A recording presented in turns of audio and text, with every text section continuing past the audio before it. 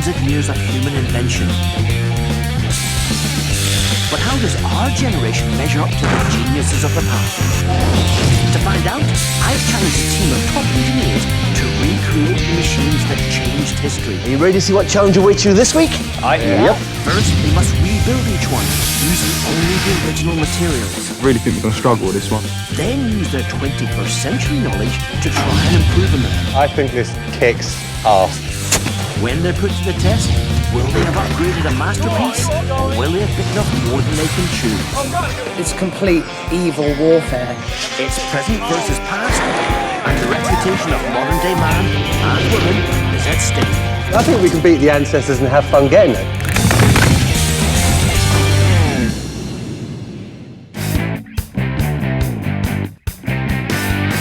This is my Build HQ.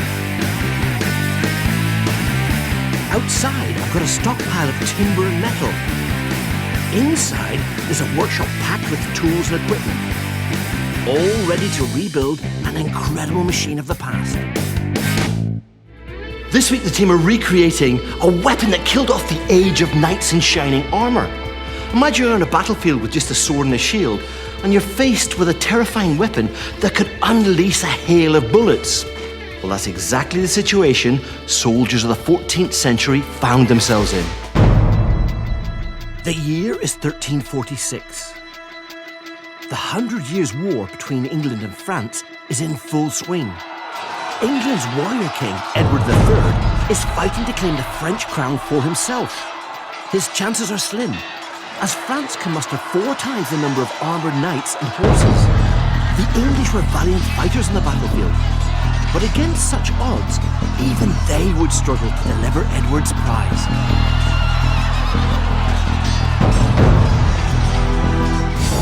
If the English were to outdo the French, they'd need a weapon that would give them a huge advantage.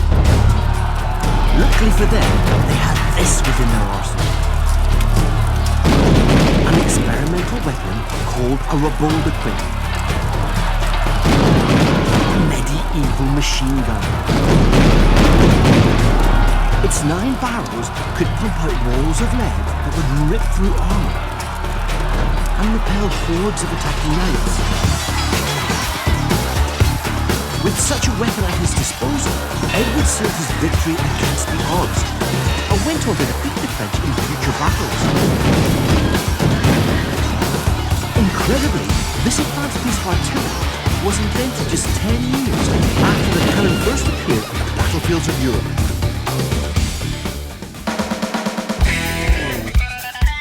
Here at Build HQ, my team of experts not only have to rebuild that murderous medieval machine gun, but also improve on it. And they've only got 3 days to do it in. Although they all work in modern engineering, most of them have dabbled with ancient weaponry. Blacksmith Owen is also a professional swordsmith. We're making things that are going to blow up in 3 days, so we're going to have to be on the ball. Matt is a prop maker on feature films and a military history buff. This is not a machine we can mess around with. This is a war machine. Special effects expert Claire has designed weapons for stage and film. Wow, this is going to be mental, I think, making a medieval machine gun. And as wood was the main building material of the Middle Ages, Carpenter Chris's skills will be essential. It is a complex job. We've got to build a number of very complex items. However, weapons are one of the few things steam buff Jamie hasn't made before. Medieval machine gun sounds dangerous to me. It's a killing machine at the end of the day. All right, team. Big challenge ahead of us. How are we feeling, Jamie? Positive, mate. Yeah, Very positive. good. Nobody's nervous. Yes? Little. Yeah, good. 3 days isn't very long. Are we worried about the timelines? Brutal. Yes.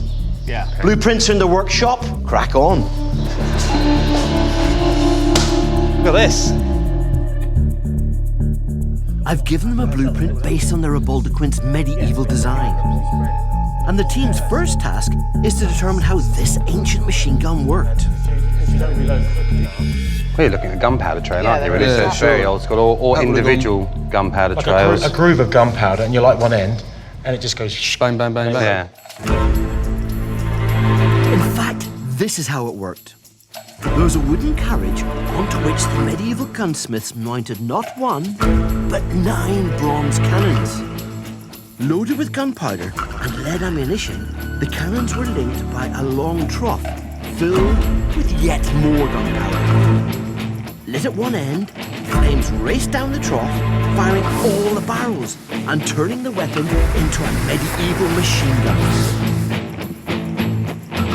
So, to rebuild the revolver, the team will need to make a wooden gun carriage, a firing system, lots and lots of ammo, and 9 bronze cannons. One thing we haven't talked about is making these barrels, and they've got to be safe and not explode, which means we're dealing with heavy metal. Yeah. Yeah. They probably would have cast these in bronze, wouldn't they? Bronze or something Probably, along the yeah, lines. at that time. And we could do that. That's a big job. Can we do that, do you think? I mean, I've done some bronze casting, but a long time ago. I've seen bronze casting. Yeah, Yeah. me too. I've I've seen done it. bronze casting. Yeah? Yeah. Do. Make it once, cast it 9 times. That Absolutely. makes perfect sense. Yeah. Like that, that's engaging to make it fire. But this build isn't about recreating and matching the original Rebaldaquin. It's about improving on it. What are we doing to beat the ancestors? I'm quite interested in looking at the ammo and Ammo's actually good, yeah. turning a new kind of bullet, basically, and that's something the ancestors didn't do. No, they didn't. They started with lead balls, didn't they? So we've got the bullets, Owen. I want to go ultra modern on this. I want to try and make electric ignition. I'm going to Electric try. ignition for Absolutely. 14th century materials. All the materials exist, yeah. Lead acid battery. I'm looking forward to this. Hey, crack on, team. Yes. Okay. Rock and roll. I'm so excited. I'm going to make a cannon. I'm not going to make one cannon. I'm getting to make a load of cannons, and that is just pretty cool. We've got to make sure it kills people in a certain direction, not anywhere else, which it technically could do if we're not careful. While the others are cracking on with the barrels and firing systems, prop maker Matt has roped in mechanical engineer Jamie to put together a scale model. Do you like my A-bar? Very nice. But Jamie's style is to get stuck into the build, in direct contrast to Matt's more considered approach. A bit of turn. And they're not exactly seeing eye to eye. So we need some slats. Could you make them this big, some slats? Matt's a model maker at the end of the day. It's in his element. He's been very intricate with it and all the rest of it. I'm just sort of like, oh, just put it, I want to go. I said, come on, I want to put something together. Matt wants to use the model to demonstrate their idea of how to increase the spread of fire. Each of those little wooden slats represents a cannon. Spent an hour and a half on a model so far, and we've got a handful of matchsticks to show. We want to get something done. You know, without the chassis, we ain't going nowhere. The importance of the prototype is to show everyone in the team what we're going to do. This is not a machine we can mess around with. This is a war machine. Stick, stick, stick. And if we mess around and then cut corners, we could die.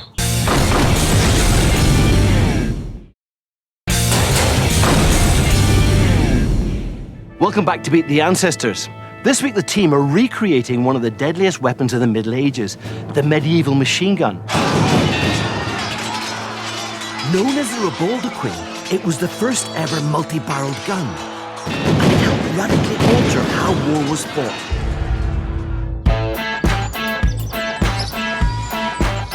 Halfway through day one, the team are cracking on with the build. Claire is cutting up lead and melting it down in preparation for casting gunshot. Lead balls were the traditional ammunition used in medieval cannons. Owen is working on a solution to find a safe way to fire the Rebaldaquin, while Chris is planning the most vital task of the day, the creation of a full-sized wooden replica of a cannon barrel. If someone says cannon to me, I draw this. It's a tube, a ball comes out of it, it looks like it might take the pressure. Okay, well, I'm going to make what's essentially a bullet, and I need to know how big that tube is so I know that the size of the bullet is going to travel through it nicely. I was looking at this at roughly life size. I think I'm going to go for about 2 foot long. Right. With maybe 1.25 inch diameter. Okay. Chris's wooden replica will be the template from which they'll create the mould the actual cannon barrels will be cast in.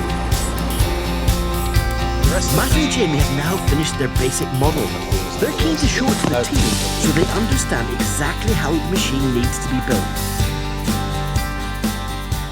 Okay, so here's our model. You know, 1, 2, 3, 9 cannons. Well, that's massive. nice. That's going to be heavy and big, isn't it? We want it to have a certain amount of heaviness with all that bronze on there. Yeah. 9 big lumps of bronze. Yeah. It's gotta He have some believes he's absorption. devised an enhancement to give them a real edge over the ancestors. Exactly. If we can change our arc of fire to increase the spread of our shot or whatever we're putting in it. It's only small, but if you spread that over, say, 100 yards... The distance you're going to get out here. It's going to be great. I mean, you could increase 20 metres of horses and knights or whoever charging at you. That's an awful lot of men and animals you can bring down. With Matt's planned improvements to the gun carriage, offering 2 pivoted banks of cannons, a simple adjustment of angle should deliver a greater spread of firepower than the ancestors' original design. Carpenter Chris is beetling away on his wooden cannon replica. It's a precision job, but he hasn't got much time to get it done. So yeah, it's in 2 halves because that's 2 halves of one mould. They go together. When the bronze is poured, we can split the mould, take these wooden bits away, and here presto. They've created a cannon. Chris has drilled a channel through the middle of the block, which will become the inner barrel. It has to be the right size for the ammunition Claire's making. This is now square. In there somewhere is the shape of a cannon. I'm going to find that using our modern lathe. He's cutting off the corners to create a rough cylinder. It doesn't take long for the wooden block to start looking like a cannon. Chris still has a way to go, so I'm off to pay a visit to one of the country's leading medieval weapons experts, Colin Herriot, to understand better how a cannon actually works. Give him fire! That's an impressive amount of power, isn't it? It's all right, wasn't it? I suppose to understand a revolver, you have to understand the cannon first. What have we got here? We've got a long falcon, Dick. It's got quite an impressive length barrel on it, hasn't it? Yeah, it's a good length. What size rounds would that fire? Not vast, she'll only fire a 2-inch round, but she will fire it for 2 miles. But reloading a cannon can take a long time. First the barrel is cleaned, then the gunpowder is put inside. Then we put in maybe some wadding, always standing slightly to one side. Followed Then by we'll the go shot to to be fired. All right, shot in now. Gunpowder shot. And this is all the coarse stuff. This is the stuff that gives it all the power going down the barrel. That's the stuff. But we still haven't put the primer in, the delicate stuff at that end. Going in now. Then in with the primer. The entire process can take up to 7 Have your minutes. vent, please. In the middle of a battle, that's a long time. Give him fire! Hole straight through the middle of it. That was brilliant. Serious hole. Serious hole. Oh, the back looks worse, doesn't it? Yeah. Yeah, you can take 20 men out with a shot. But if you've got more than 1 barrel, each one of those barrels can take out 20 men. If you've got 5 barrels, take out 100. 9 barrels. We're up to the best part of 200. Wow, that would stop in advance. It would stop in advance, stop it dead. The brilliance of the medieval Revolver was its ability to fire volleys of shot. A devastating weapon and a much more efficient killing machine than a single cannon. The gunpowder in the trench rapidly ignites each barrel one after the other, producing a hail of deadly lead. Back in the workshop is engineering guru Leo Todeschini, or Todd to his mates. He's there to keep the team on track and help me assess their progress. Coming to the end of day 1, I'm liking the planning, I'm liking the thought processes, but there's an awful lot to do. Casting. Big job. If something's going to go really wrong, it's going to be the casting, because that's all or nothing. And these can't just be all right. They've got to be really, really good to make this job safe. So That is a big ask, actually, really big one, yeah. But that's the casting. However, it's going to be day 3 before it all comes together. You know, they're up against it because they won't actually know how good the system is until the very end. Yeah, and there is nothing they can test until they get this gun out in a field and they shoot it and they go, I should have made that carriage stronger. That's if Matt and Jamie actually get something built. They're still only at the early stages of constructing the carriage frame. And Claire's just finishing her first set of ammo, some lead shot, just like the ancestors used. It's pretty hot. I really enjoy working with molten metal. That's why I like doing blacksmithing. But I enjoy being able to manipulate what is essentially a hard material. With the end of day 1 in sight, Chris has got to complete his cannon replica. Without it, the team have got no chance of making their medieval weapon of mass destruction in time. It's the second day of the build, and the team will have to seriously step things up to stand any chance of beating the ancestors. Jamie's cutting the timbers for the carriage, which he passes to Chris to make the frame.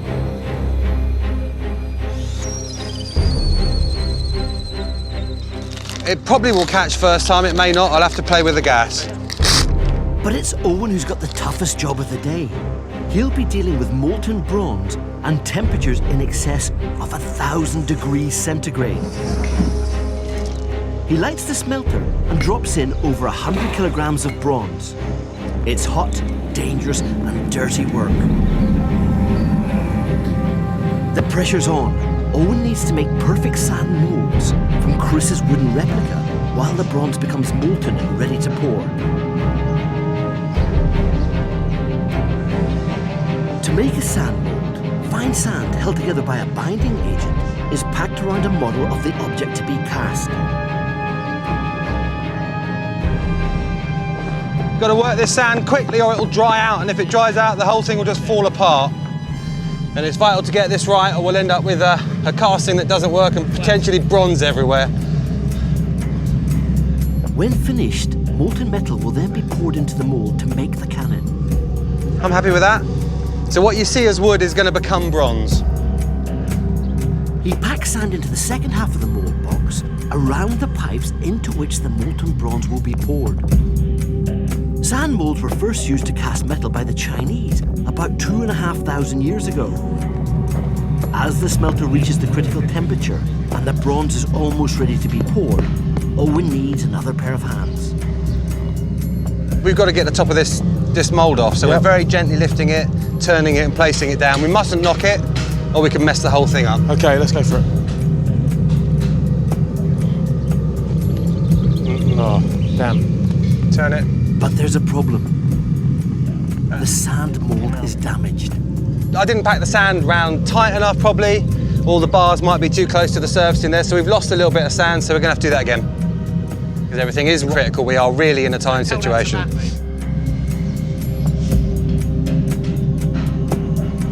The next mold needs to be good.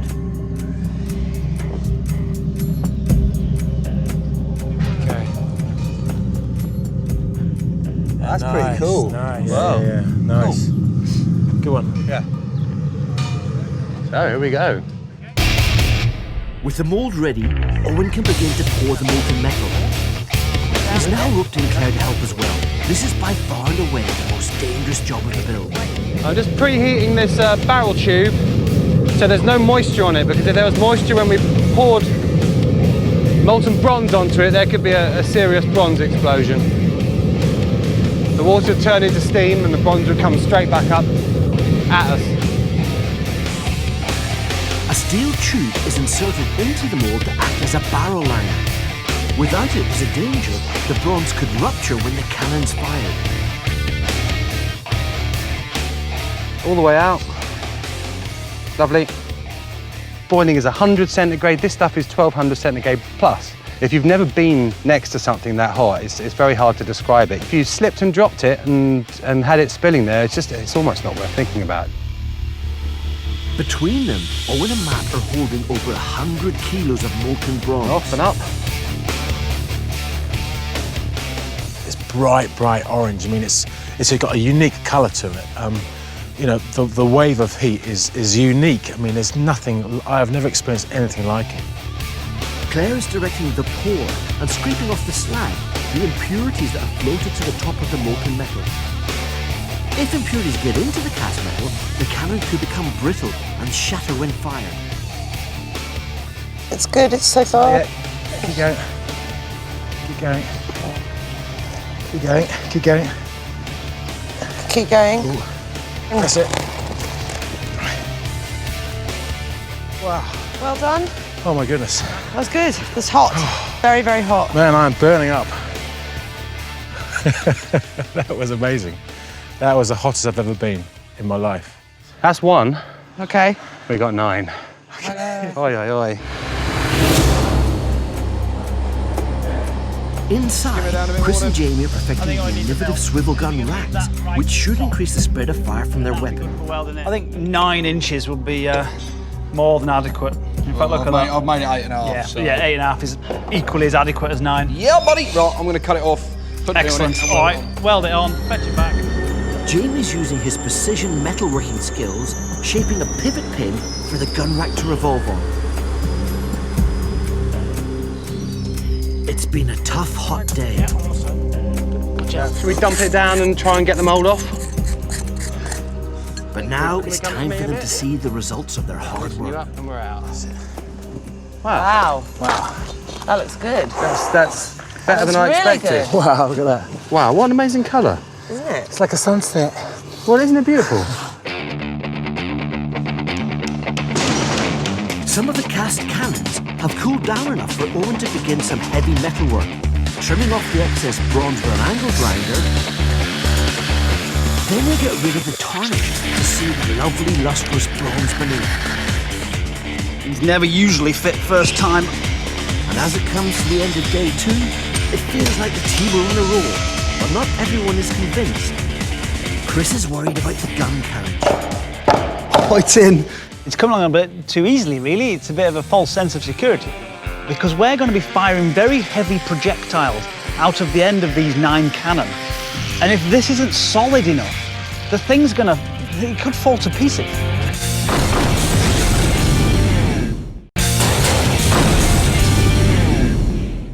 This week the team are building a weapon that helped transform warfare. The medieval machine gun. Known as the Reboldequin, this 9-barrel cannon could fire volleys of molten lead that completely devastated the enemy's ranks. Our ancestors had years to build and perfect their ultimate weapon, but the team had just 1 day left to replicate the Reboldequin and improve on the design.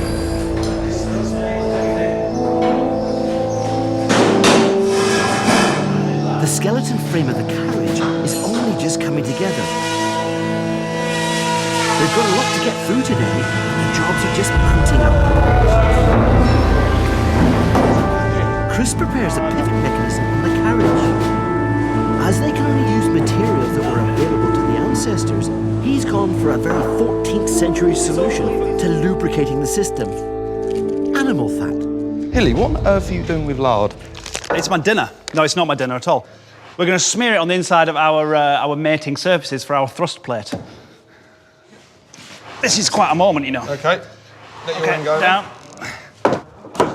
Hammer. So the idea is, we have one of them there. Kitty goes on there. One of them there. Right. And our cannon, 3 of them, lined up. Right. If we get Matt involved.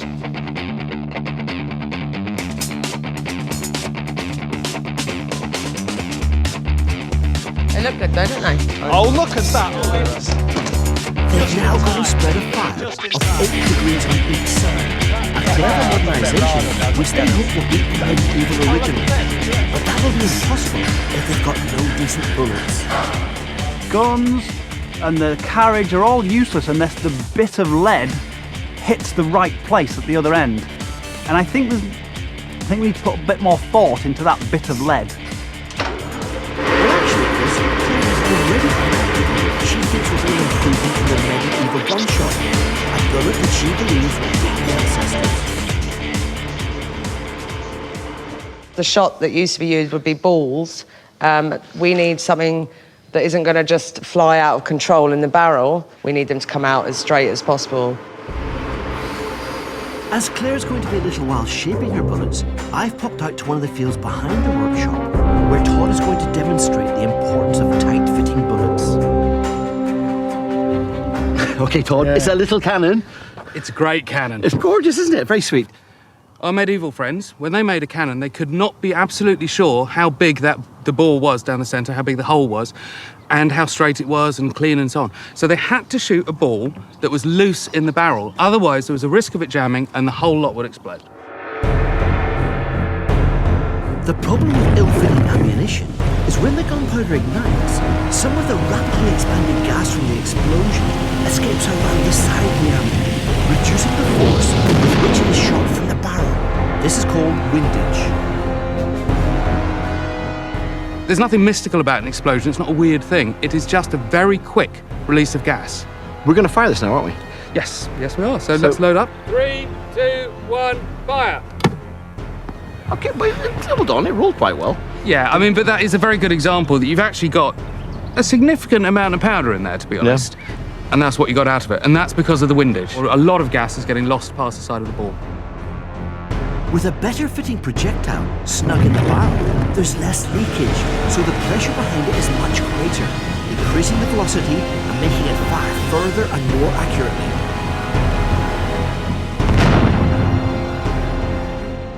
And this time we've got a ball that is much tighter fitting. It only just fits all that, and it actually fills the whole of the breech up. Exactly. So now the windage, as you'd call it, has gone down from maybe about 10%, probably down to about 1 or 2%. 3, 2, 1. That was lovely. Much more impressive. Great. I'm liking that. Very simply, we're just making a much better efficient use of the powder. Back at Build HQ, Claire's making her prototype bullet so it's a perfect fit for the barrel. I've made quite a few weapons, but this is the first time I've ever made a bullet that size. Her design's based on a bullet known as the mini ball, first used during the Crimean War. Claire's making an extra improvement. It's going to be hollow inside, so we can pack gunpowder in that. It's going to be very powerful. That's dangerous. We're making a pretty full-on evil machine here, which is cool, isn't it? Wow, that's a big bullet. It is. It is a big bullet, isn't it? That's big. Imagine the damage that would do. It's about the same size as the centre of my ribcage. That's yeah, don't want to think hardcore. about that, eh? No. Claire's created a mould from her prototype so she can cast all the lead ammunition they'll need for test day. Excellent. It looks good. And with 9 barrels, they're gonna need plenty. Right, so this is it. It is. It's kind of... So what you're saying is, if this doesn't fit... Yeah, this could have all been a waste of time. All right, should we try that one first? Yeah, let's try that one in. Easy. Oh, nice. That's Easy. good. That was always going to go in. And then this well, this one. fella. Should we try it? Oh, look at that! That's a very nice fit. Oh, look at that! Yeah, no, that's really good. We got cannon meets bullet, yeah? We've got cannon meets bullet. Lovely. And bullet fits cannon. That's better. That's really good.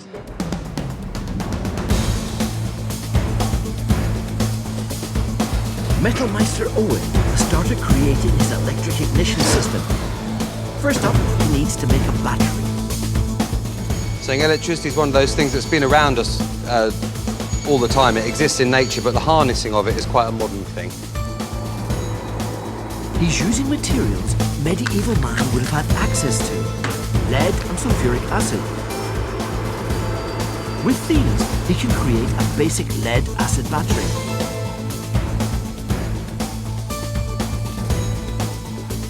The principle is simple. The acid allows electrons from one metal plate to flow to the other. This flow of electrons produces an electric current and a dangerous byproduct, hydrogen. So basically, this is my battery. It's charging. We're getting bubbling, but that's actually producing hydrogen gas. I'm going to have to take this outside of the workshop now because the hydrogen this is producing is actually very dangerous.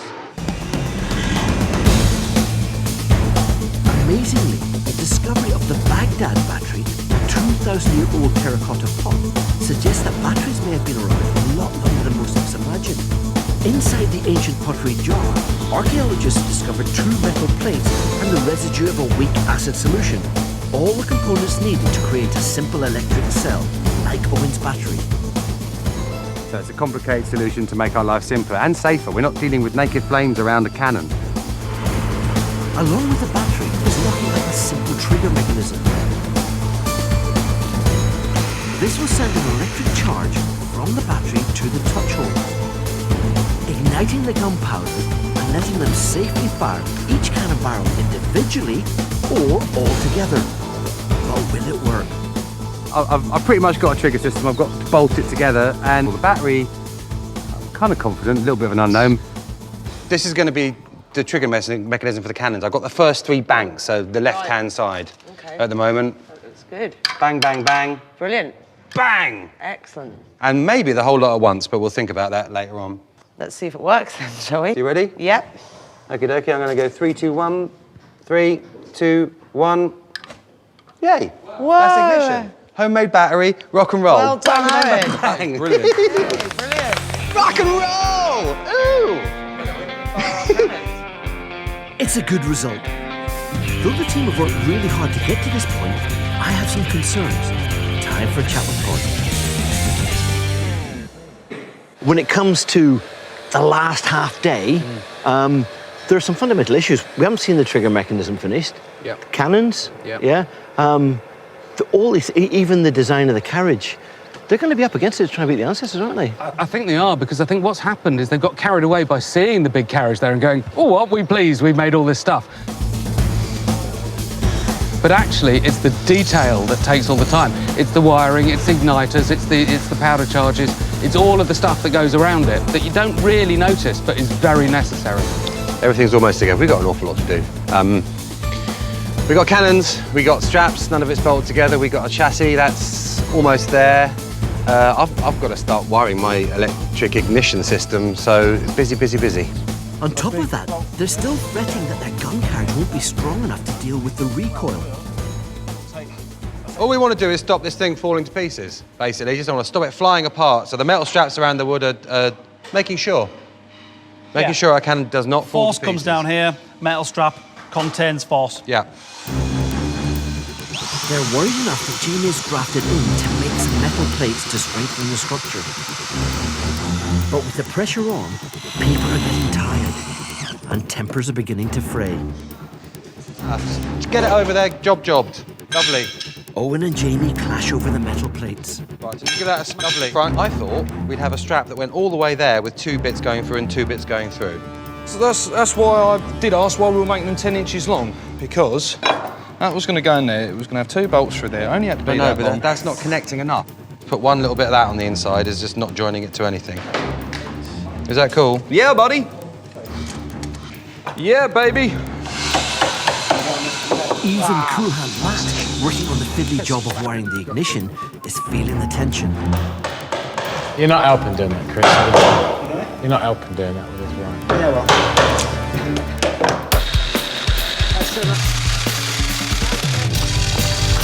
Despite the dramas, their version of the Revolver-Queen is really starting to take shape. Jamie off, Matt off. It's time to lower the beast to the floor, and for me to pay a visit. Dick. Hey, look at this. What do you think? It's actually very scary. It doesn't matter how you look at it, it is very scary, isn't it? You've got switches, but the amount of wiring and being a safe distance away, how far off that are you?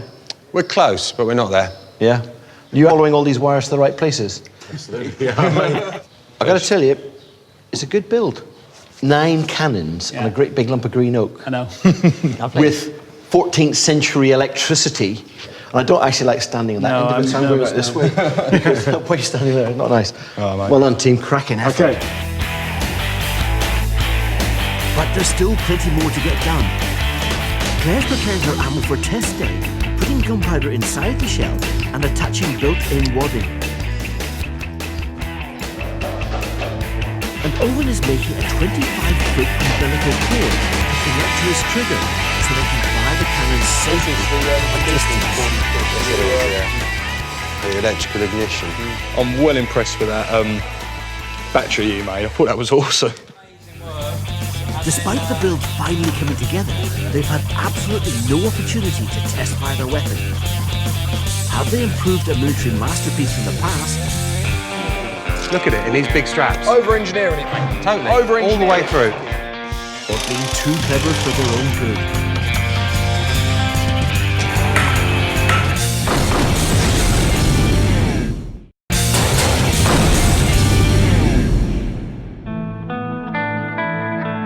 The day of reckoning has arrived for the team's Reboldequin. To me. Okay. After 3 days of building, it's ready to be fired in anger. Whoa, she's down. Okay, chuck it. Chuck. We're here in a field with our nine cannons on a sled. It's like going to war.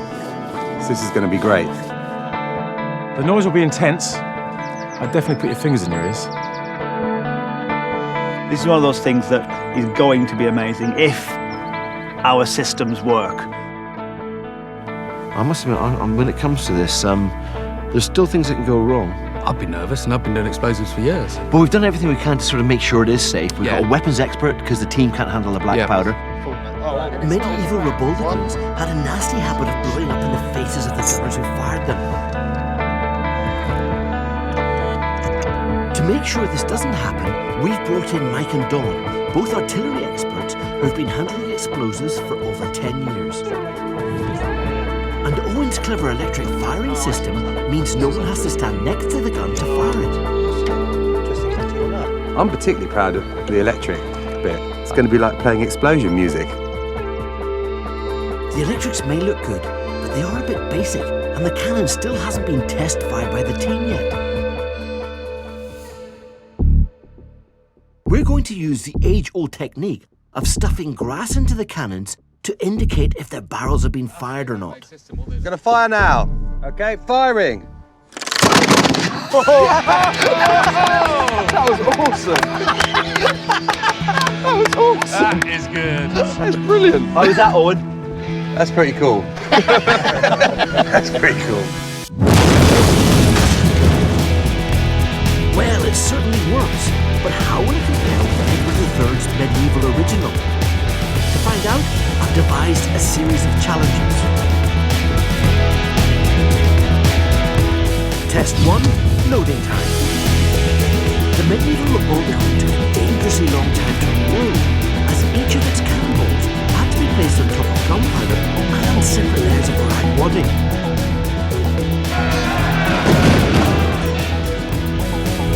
To try and beat the ancestors, Claire's devised ammo with built-in wadding and gunpowder. That should make it much quicker to load. To test it, I've arranged a race with Mike and Dawn. I need 2 volunteers. There we go.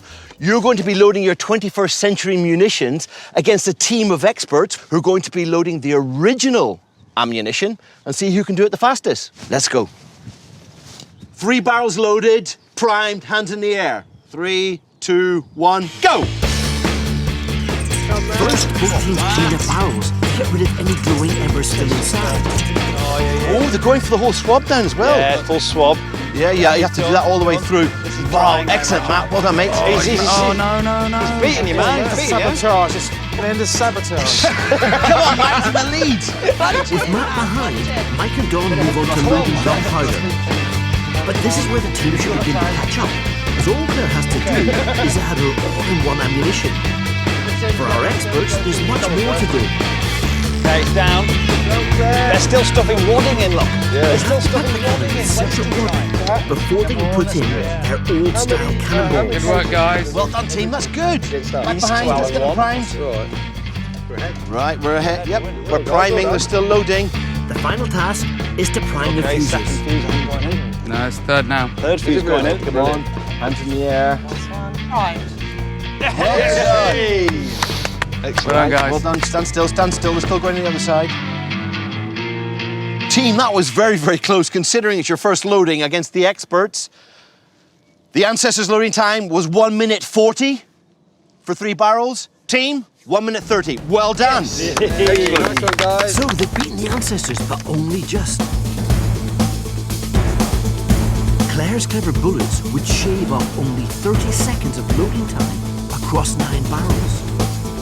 Hopefully Hopefully that new ammo doesn't just go into the gun quicker, but exits the barrel with some serious velocity. Test 2 will determine if the team's improved ammunition can beat the penetration power of the original ammo. The cannon has to fire through a series of 20mm thick wooden boards. The winning bullet will be the one that smashes through the most boards. It's time to go. Claire, I believe you're doing the honours. Here we go. The battery's now connected. 3, 2, 1.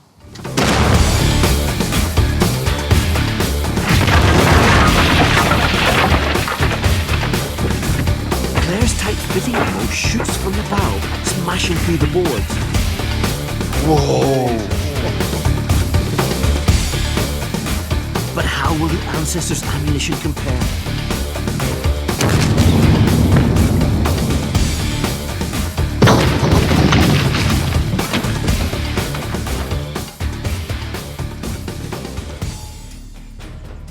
No, can't find your mini ball. Oh, I can. Pretty good, team. Right, your ammunition, your mini ball, penetrated 12 sheets. Yes. The round shot, 6 sheets. Hey. Amazing range on that, isn't it? All the way through. But cannonballs weren't the only thing the medieval machine could fire. It could also be loaded with lead shot, designed to spread out on firing and mow down any enemy knights in its path.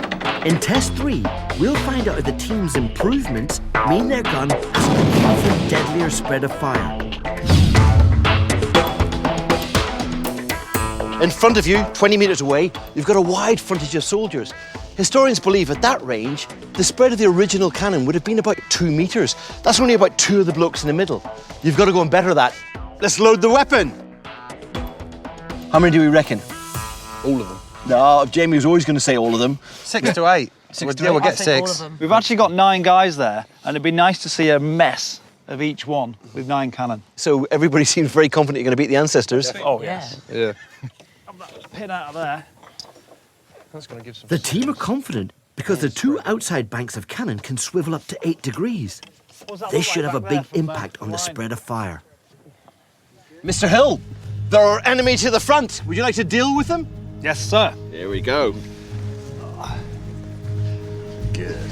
3, 2, 1.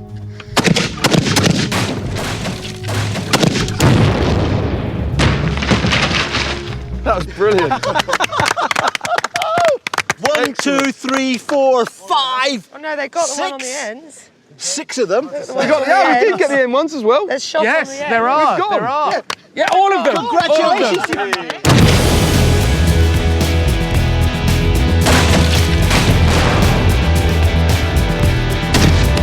The team's weapon has made mincemeat of the attacking tanks.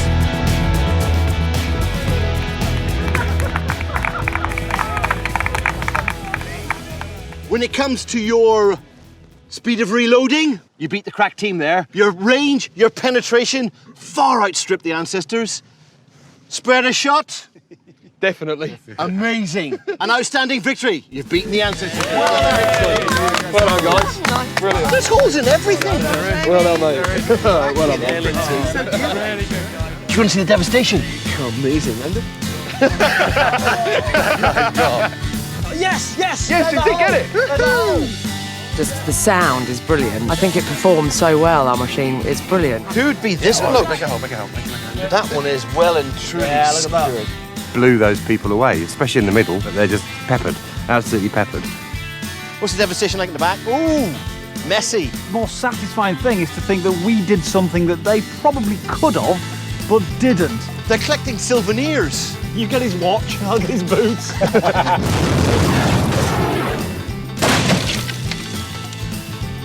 The actual power to come out of that thing is unreal. Next week, the team are taking on the might of Imperial Rome. This week's challenge is really, really tough. We're up against the Romans. So Owen knows what he's on about with this. No one in the world has done this before, Jamie. Don't sell on that one. It's a challenge that's going to push all of them to the limits. Wait, stop. Oh, What is it they say? Rome wasn't built in a day.